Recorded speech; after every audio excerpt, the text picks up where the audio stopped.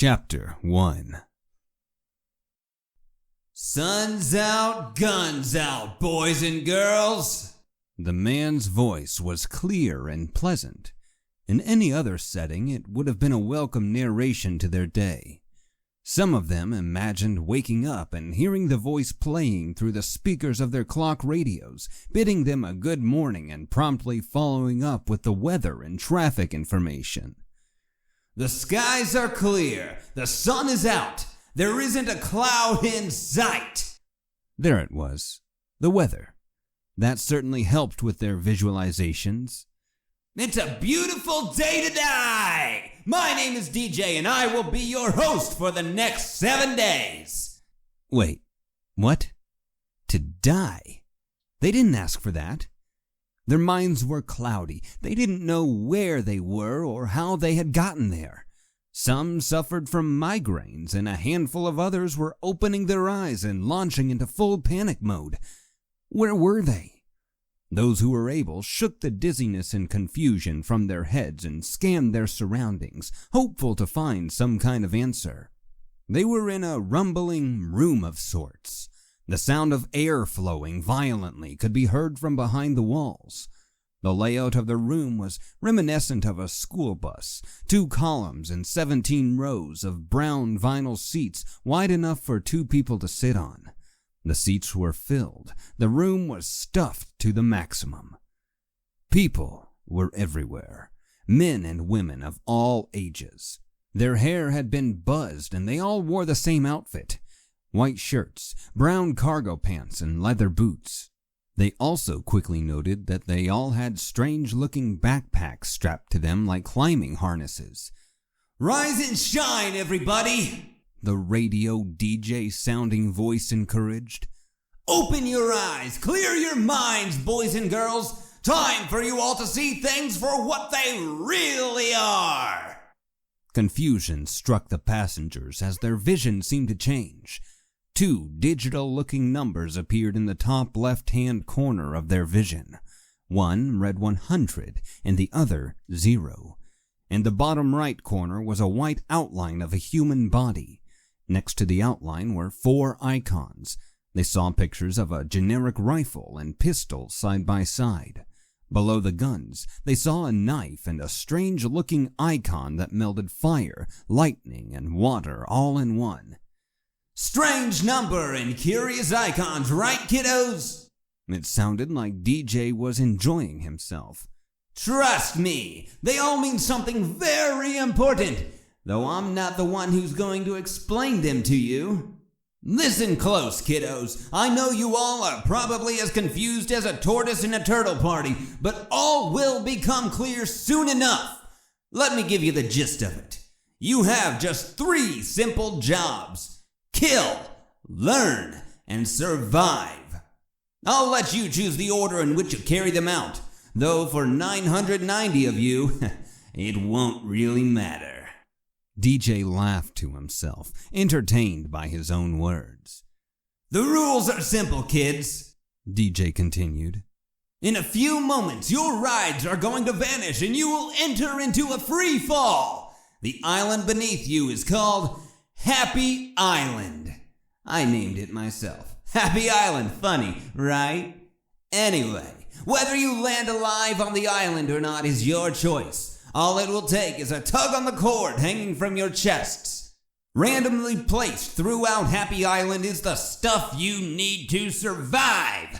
Guns, knives, hammers, chainsaws, food, clean water, armor, clothes, materials for building, destruction and defense, cars, trucks, motorcycles, and boy are there some fun little surprises.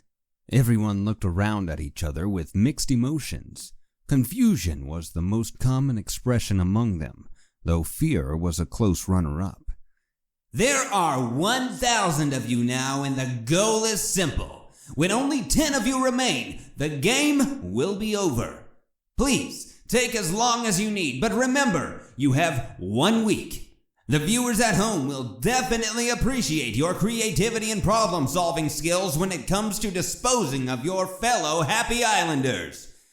Happy Island is arranged in a 26 by 26 grid, and each grid is called a zone. Occasionally, danger zones will be declared, and special little creatures of my and your audience's choosing will be released to play with you. DJ laughed an oddly excited laugh. If you enter the ocean, the creatures within will kill you, so making a raft and trying to sail away is a very bad idea. Other than that, nothing is off limits, my friends. Kill, survive, create a lasting colony, do whatever your heart desires. But remember, in 7 days, 1,000 more of you will be delivered to Happy Island and the foodstuffs will be replenished, but only for 100 people. So, I ask you, are you ready to prove that your life is among the 10 worth saving? Are you strong enough to survive? Let's see if you have what it takes to win the Bloodgames! At that, the walls and seats of the rooms everyone was in vanished. Suddenly, 1,000 bodies were in a state of panic and free fall. Nearly all of them screamed with terror as they plummeted towards the ground. Some frantically reached for the cord that DJ had told them about, while others simply passed out from shock. Happy Island below them was a sight to behold. In the middle of the island was a collection of buildings and skyscrapers. Small towns and houses peppered the landscape around it. A large metal sphere sat surrounded by trees and mountains in the north, and to the west was a dense rainforest. Another strange number appeared in their vision. In the top right corner they saw a clean and satisfying 1,000 displayed in gold shiny lettering. For a moment the number held, but it quickly began declining. Bodies slammed against the ground all over the island, painting splashes of gore. As the unfortunate few turned to jello against the Happy Island landscape, the golden number began dropping. 995, 973, 960. Parachutes quickly filled the sky, and people screamed with frustration and terror as they collided into one another. Their ropes twisted together and caused them to either descend faster or to be stuck face to face or crotch to ass with a complete stranger. 945. Well, it seems that 55 of you were happy to die, DJ declared, his voice echoing all throughout the island. Be wary, friends, for the first danger zone is F13. We will be releasing some lovely obstacles for you there. Remember, if you don't kill them, they will spread to other zones, so you better fucking kill them. Beneath the 945 in the top right corner of their vision suddenly appeared a small square with a gridded map of the island within it. It was a 26 by 26 square like DJ had said, and it appeared that some of the zones on the edge fell in the ocean. The parachutes descended and feet began landing on solid ground. It wasn't long before gunfire and incessant screaming could be heard coming from all directions.